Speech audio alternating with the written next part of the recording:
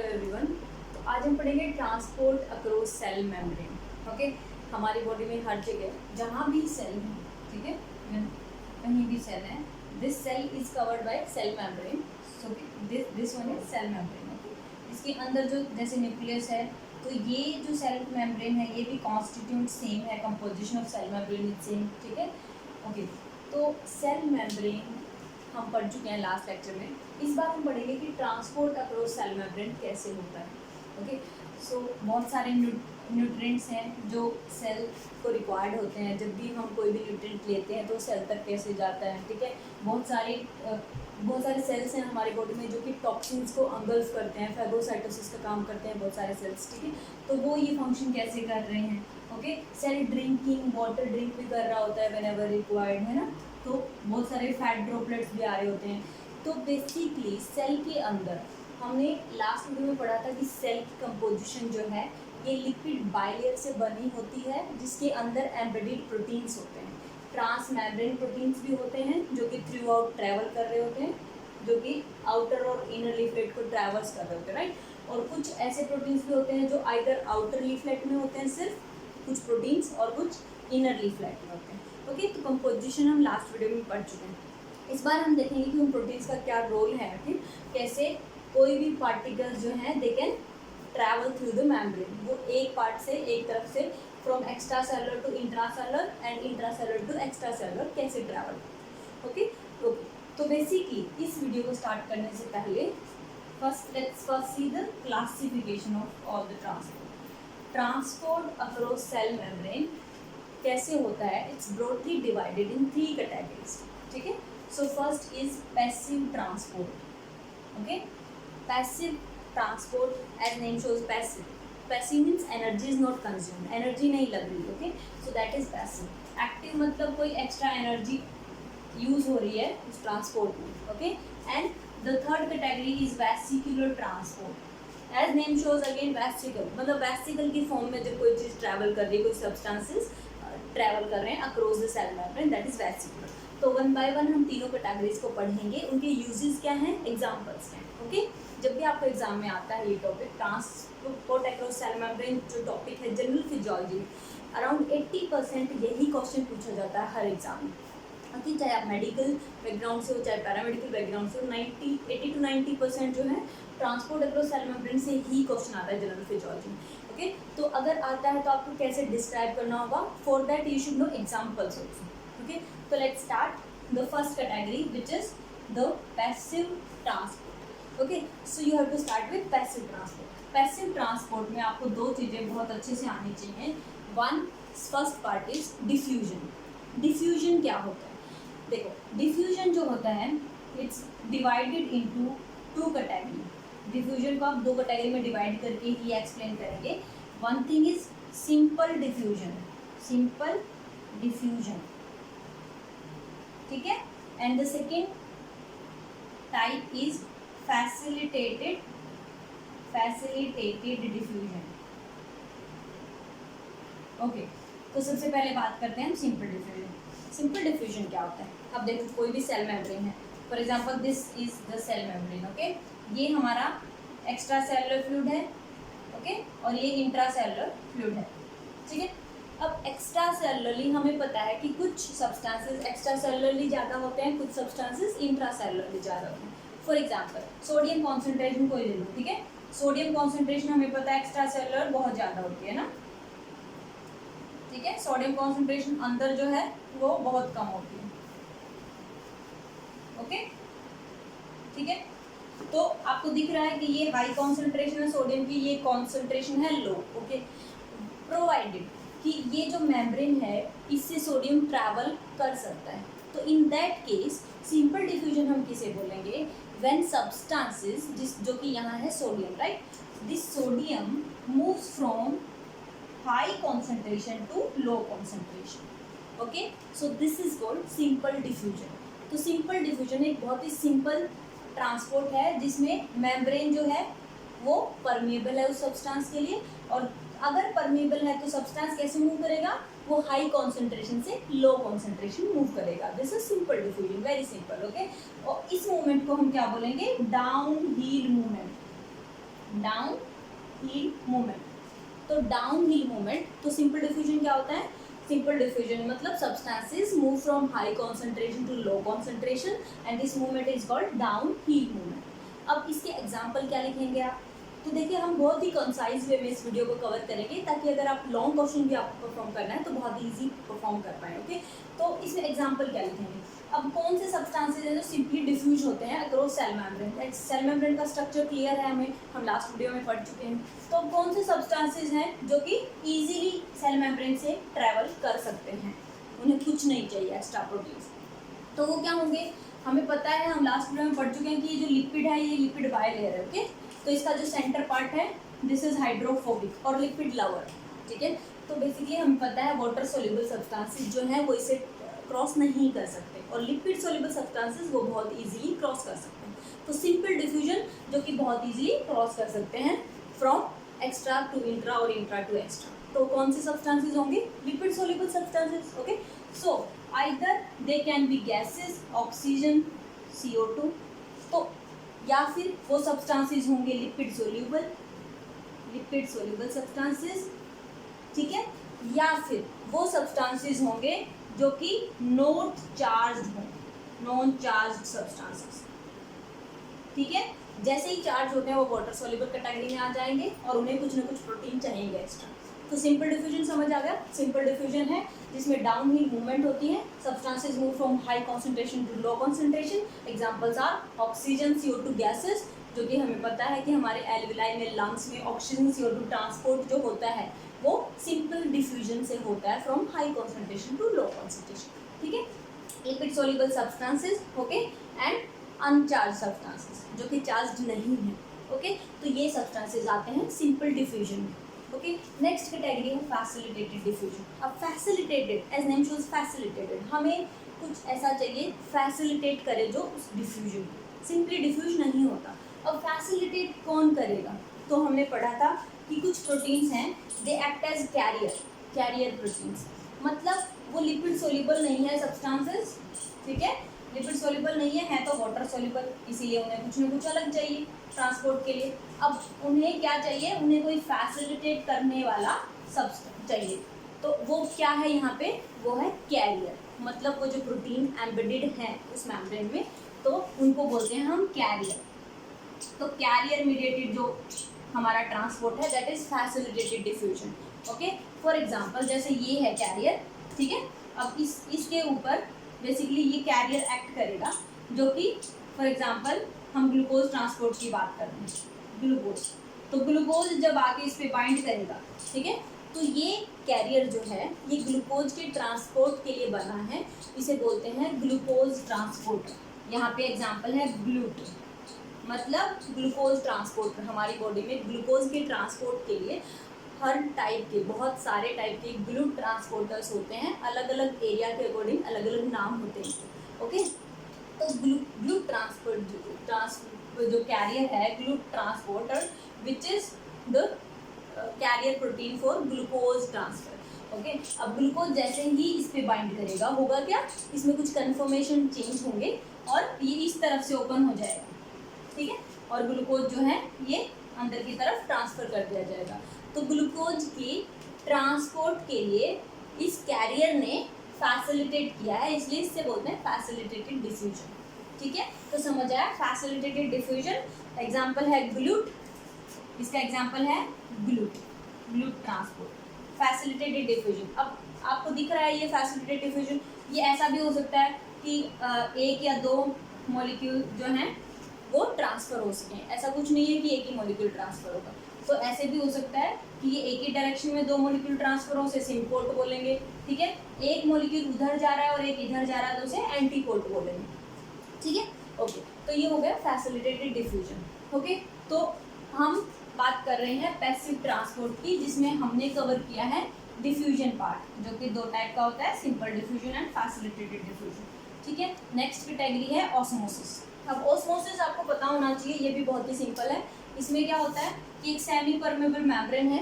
Okay, semi permeable membrane, मान लो यहाँ पे सोडियम है, ठीक है, कोई भी सोल्यूट लगा लो, सॉल्ट डाल रखा आपने फॉर एग्जांपल कुछ भी, ठीक है, और यहाँ पे वाटर है। ओके, ये वाटर है, फाइन।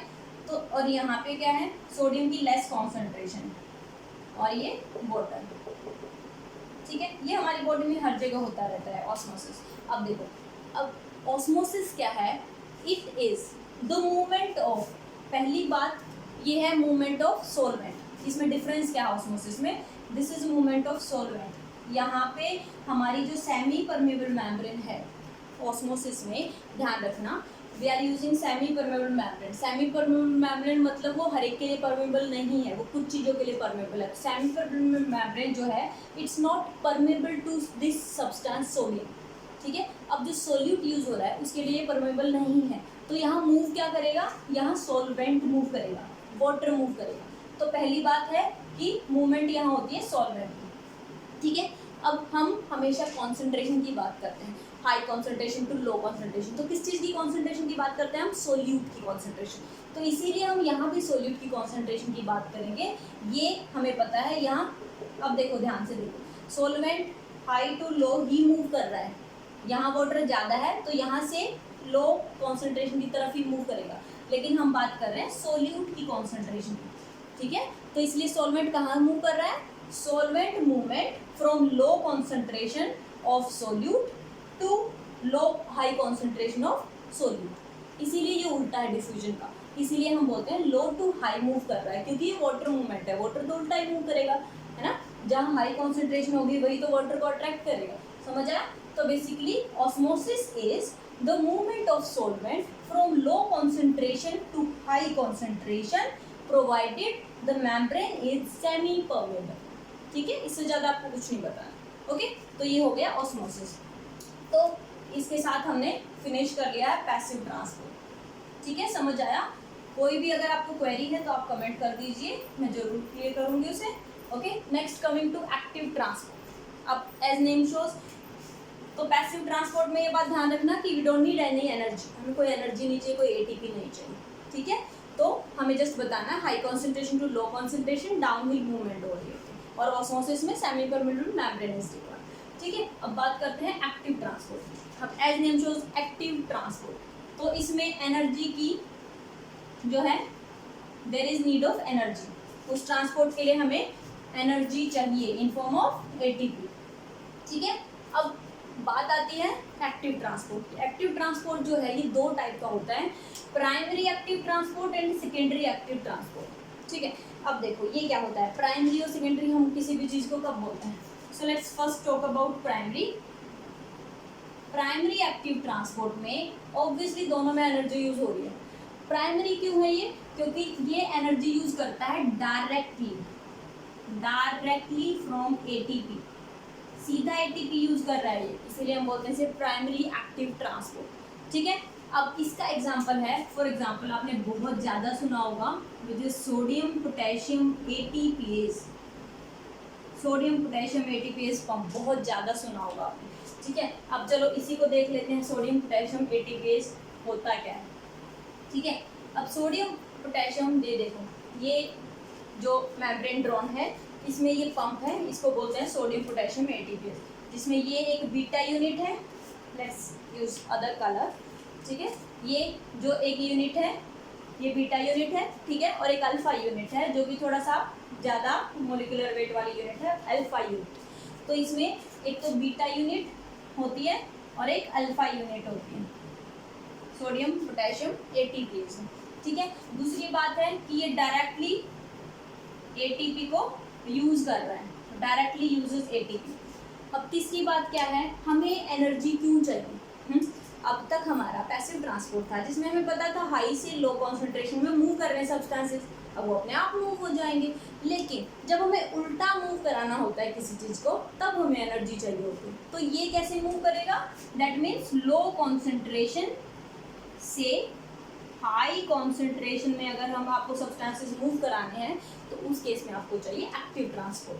तो इसे कौन सी मूवमेंट बोलेंगे, up hill, not down hill, up hill movement, ठीक है, ऑफ सब्सटेंसेस। तो ये तो हो गई simple characteristic of active transport. अब एक बार देख लेते हैं हम सोडियम पोटेशियम एटीपेज क्या होता है। सोडियम पोटेशियम एटीपेज में अल्फा जो सब यूनिट है, ठीक है, उसमें एक तो होती है 3 sodium binding site, sodium binding site होती है यहाँ पे, ठीक है। ये हमारा एक्स्ट्रा सेलुलर फ्लूइड है और ये हमारा इंट्रा सेलुलर फ्लूइड है, ठीक है। ये आगे मेम्ब्रेन है, समथिंग लाइक दिस, ओके।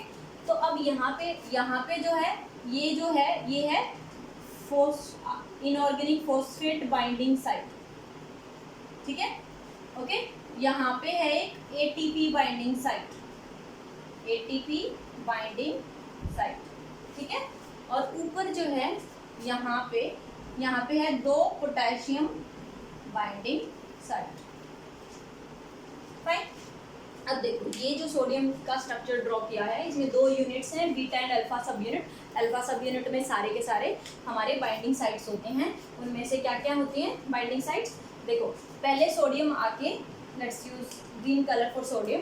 अब देखो मान लो ये सोडियम है, ठीक है, जो कि हमारे अंदर है। अंदर सोडियम कॉन्सेंट्रेशन हमें पता है हमें कम होती है ना, बाहर ज़्यादा होती है। अब वो कौन मैनेज करेगा? जब भी एक्शन पोटेंशियल होता है, जब भी हमारी आयनिक बैलेंसेस डिस्टर्ब होते हैं, सोडियम अंदर आएगा। सोडियम अंदर आएगा तो कोई बाहर भेजने वाला चाहिए उसे, तभी दोबारा प्रोसेस हो पाएगी एक्शन पोटेंशियल की। तो इसीलिए सोडियम कॉन्सेंट्रेशन बाहर ज़्यादा होती है, उसको मेंटेन करने के लिए हमारा मेन रोल प्लेयर होता है सोडियम पोटेशियम पंप, जो कि अंदर के सोडियम को दोबारा बाहर भेजता है ताकि वो दोबारा से इक्विलिब्रियम मेंटेन कर पाए। अब वो हम बाद में बात करेंगे। तो सोडियम जो है वो यहाँ पे आके बाइंड करेगा, ठीक है। सोडियम बाइंड कब करेगा? जब ये पंप जो है इसको मिलेगा एटीपी। एटीपी जब मिलेगा यहाँ बाइंड करेगा एटीपी, और यहाँ एटीपी बाइंड करेगा तो छोड़ेगा क्या? एडीपी, ठीक है। तो इनऑर्गेनिक फॉस्फेट यहाँ बाइंड हो जाएगा, इनऑर्गेनिक फॉस्फेट बाइंडिंग साइट है, यहाँ पे इनऑर्गेनिक फॉस्फेट बाइंड होगा। अब जैसे ही इनऑर्गेनिक फॉस्फेट बाइंड होगा, फॉस्फोरिलेशन होगा, उसमें 3 सोडियम जो है अंदर से इसको अटैच हो जाएंगे, ठीक है।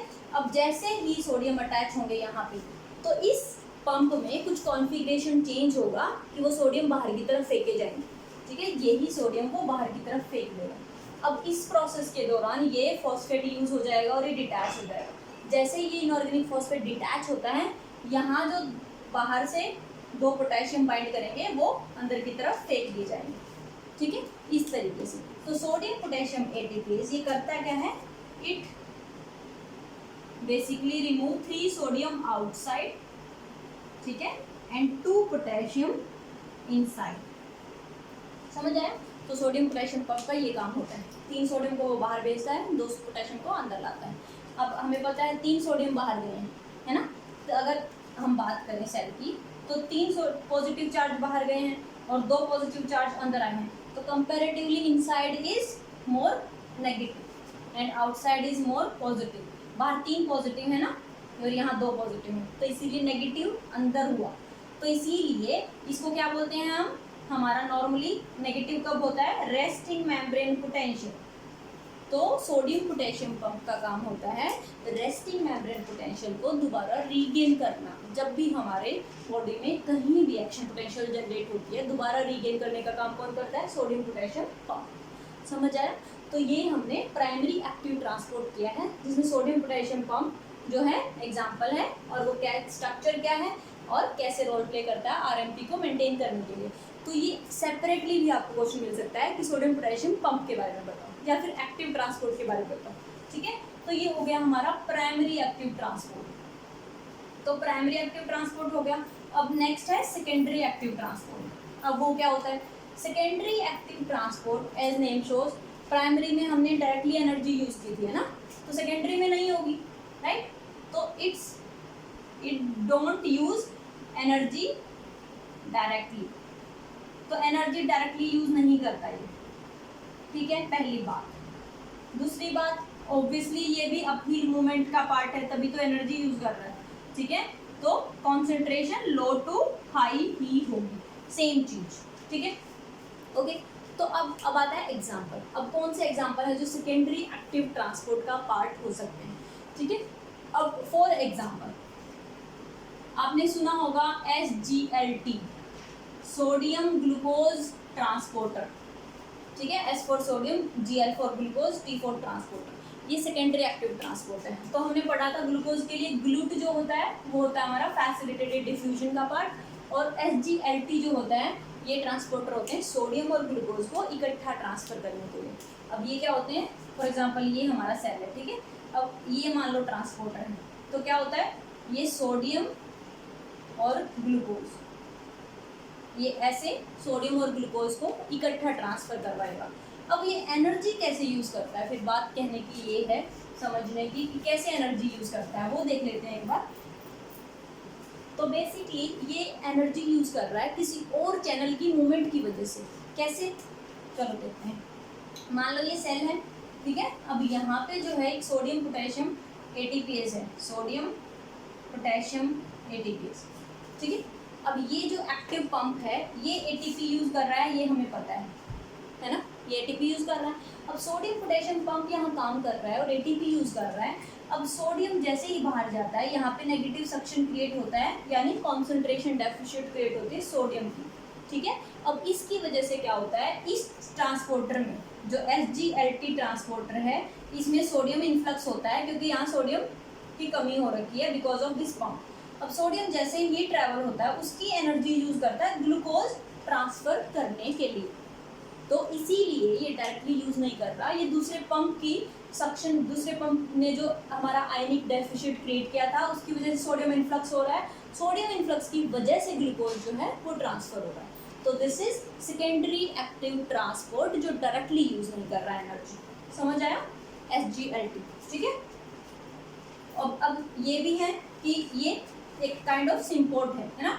अगर उल्टा कुछ हो रहा है तो उसे बोलेंगे काउंटर ट्रांसपोर्ट, काउंटर ट्रांसपोर्ट, ठीक है। जैसे sodium calcium exchanger, sodium calcium exchanger एक एग्जांपल है एंटी काउंटर ट्रांसपोर्ट का।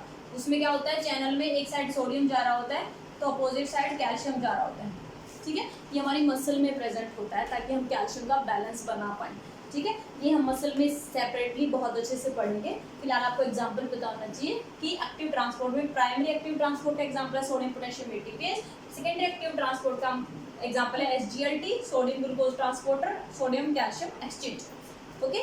तो इसके साथ हमारा फिनिश होता है एक्टिव ट्रांसपोर्ट, ओके। अब लास्ट में जो है वो है वेसिकुलर ट्रांसपोर्ट। अब देखो वेसिकुलर ट्रांसपोर्ट, ये नॉर्मली बुक्स में कईयों में आपको देखने को मिलेगा कि पैसिव और एक्टिव दो टाइप के ट्रांसपोर्ट होते हैं, बट ऐसा नहीं है। Vesicular is very important. Vesicular transport मतलब क्या है कि हमारी सेल से बाहर या सेल के अंदर कोई भी सब्सटेंस अगर भेजे जा रहे हैं जो कि बहुत बड़े हैं साइज में, तो वो एक वेसिकल की फॉर्म में जाते हैं, ठीक है।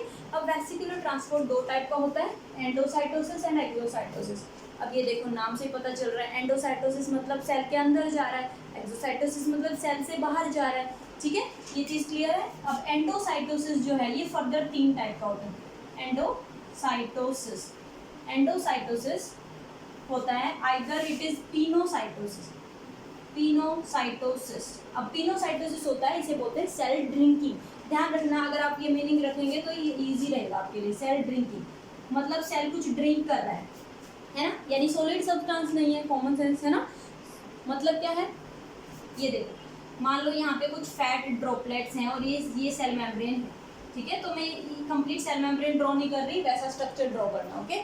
तो बेसिकली क्या होता है, ये जो पार्ट है सेल मेम्ब्रेन का, ये पिट की तरह बन जाता है, डिप्रेशन बन जाता है, ठीक है। और उसके बाद यही डिप्रेशन आगे जाके इन्वेजिनेट होती है और ये अंदर एक वेसिकल बन जाती है, समथिंग लाइक दिस, ठीक है। अब अगर ये पार्टिकल जो एंगल्फ किया, वो पार्टिकल अगर ड्रॉपलेट है, ठीक है, तो इसे बोलेंगे हम पिनोसाइटोसिस, ड्रॉपलेट है। अब ड्रॉपलेट क्या क्या हो सकते हैं, जैसे बाहर से कोई टॉक्सिन आ गई या फिर कोई एंटीजन आ गया या फैट ड्रॉपलेट, फैट डाइजेशन के लिए, ठीक है। तो ये उस मामले में हम बोलेंगे पिनोसाइटोसिस, सेल ड्रिंकिंग, ठीक है। अगर ये फैगोसाइटोसिस है, फैगोसाइटोसिस ये कब होगी, सेम प्रोसेस होगी, सेम एंगल्फ में ऐसे ही वेसिकल बनेगा, ठीक है। बेसिकली होगा क्या, ये जो है ये सॉलिड सब्सटेंसेस होंगे, ठीक है। तो फैगोसाइटोसिस, जैसे एंटीजन हमारे जितने भी सेल्स हैं, न्यूट्रोफिल्स, मैक्रोफेज, फैगोसाइटोसिस कर रहे होते हैं ऑफ ऑल फॉरेन बॉडीज, ठीक है, ताकि हम जो है इन्फेक्शन से बच पाए। तो इसी तरह की सेम प्रोसेस होती है, ठीक है। और आगे क्या होता है फिर, इसे लाइसोसोम, ये हमारा वेसिकल बन गया। अब ये वेसिकल अंदर एक लाइसोसोम है, उसके साथ अटैच होगा, फैगोलाइसोसोम बोलेंगे, और फिर उसे टॉक्सिन्स जो है सीक्रेट करके उसे किल करेगा। ओके, तो ये प्रोसेस फैगोसाइटोसिस अलग से अगर आपको चाहिए तो आप कमेंट कर देना, मैं सेपरेट वीडियो बना दूँगी, बट फिलहाल आपको पता होना चाहिए एंडोसाइटोसिस का, pinocytosis and phagocytosis, and last is receptor mediated endocytosis. Receptor mediated endocytosis, ठीक है। अब ये क्या होता है, रिसेप्टर मीडिएटेड एंडोसाइटोसिस, ये क्या होता है? ये बेसिकली क्या होता है कि सेम प्रोसेस होगा, बट डिफरेंस क्या होगा, यहाँ पे कुछ रिसेप्टर होते हैं, ठीक है, यहाँ पे कुछ रिसेप्टर होते हैं जिनसे समथिंग लाइक दिस कि जो पार्टिकल्स हैं वो आके बाइंड करेंगे, ठीक है। अब वो बाइंड करेंगे मतलब वो बेसिकली रिसेप्टर मीडिएटेड है कि कुछ फिक्स हार्मोन्स के लिए, जैसे कुछ हार्मोन्स एक्ट करते हैं हमारी बॉडी में, तो वो हार्मोन के स्पेसिफिक रिसेप्टर प्रेजेंट होते हैं कुछ सेल्स पे, इसीलिए वो हर सेल पे एक्ट नहीं करते, राइट। तो जब भी उन सेल्स पे बाइंड करेंगे तभी एंडोसाइटोसिस प्रोसेस शुरू होगी। तो रिसेप्टर जो है मीडिएट कर रहा है, इसीलिए उसे बोलते हैं रिसेप्टर मीडिएटेड एंडोसाइटोसिस। तो ये एक बहुत इंपॉर्टेंट रिसेप्टर होता है क्लैदरीन, जो कि मोस्ट कॉमन जो रिसेप्टर है हमारी बॉडी में एंडोसाइटोसिस कराने वाला।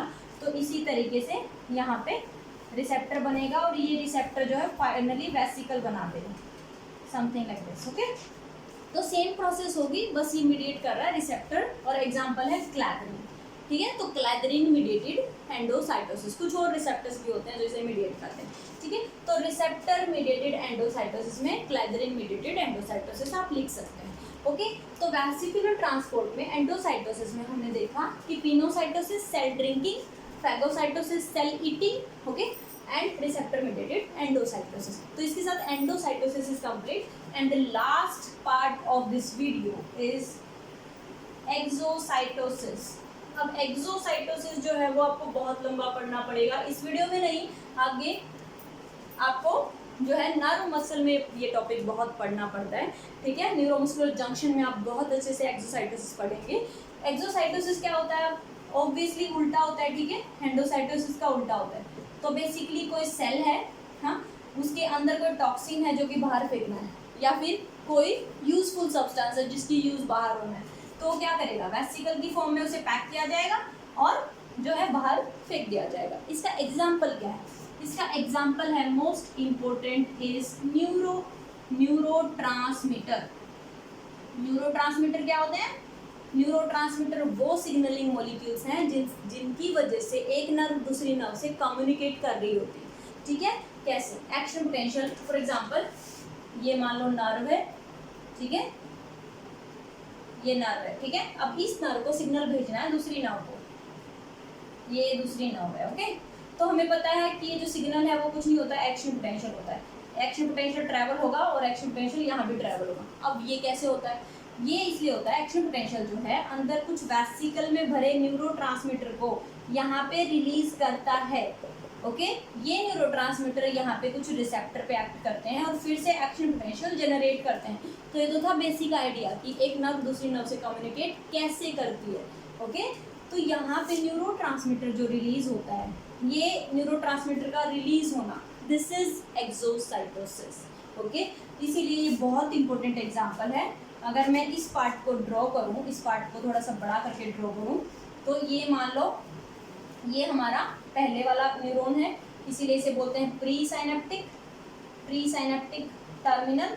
तो जो वेसिकल यहाँ पे हैं जो रिलीज होने हैं इधर इस स्पेस में, और ये हमारा पोस्ट साइनेप्टिक दूसरे वाला न्यूरॉन जहाँ जिसको चाहिए, जिसके ऊपर बाइंड करेगा न्यूरोट्रांसमीटर, तो यहाँ से निकल के ये यहाँ जो है बाइंड करेंगे। ये प्रोसेस कैसे होता है, उसका फर्स्ट पार्ट है एक्सोसाइटोसिस।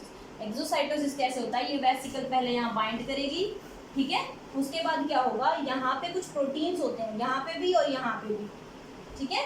ये जो प्रोटीन्स होते हैं इनको बोलते हैं स्नेयर प्रोटीन, स्नेयर प्रोटीन।